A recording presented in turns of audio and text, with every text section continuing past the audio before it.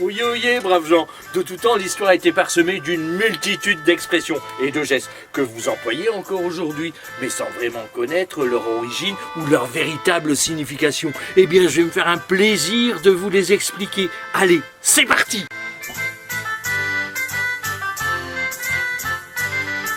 Aujourd'hui, nous allons voir une expression qui nous met sur le banc de la justice. Et c'est être sur la sellette. De nos jours, vous utilisez cette expression pour dire que vous êtes exposé aux critiques, au jugement des autres. Par exemple, alors, parce que je suis différent à cause du regard des autres, je vais être constamment sur la sellette. Mais d'où vient cette expression ? L'expression nous vient du Moyen-Âge, plus exactement du XIVe siècle. Mais sous la forme « mettre sur la sellette ». Ce n'est qu'au XVIe siècle que cette expression s'est transformée et est devenue « être sur la sellette ».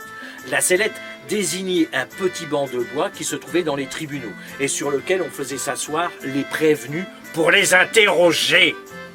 La sellette était vraiment de petite taille.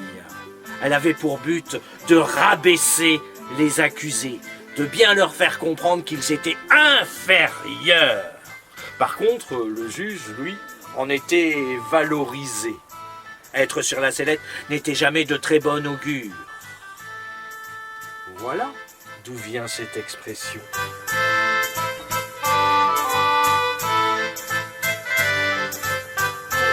Être sur la sellette, ce n'est pas être assis sur un meuble qui porte des plantes vertes, ni sur une sorte de balançoire, mais c'est être sur le banc des accusés. Allez, à bientôt, au revoir.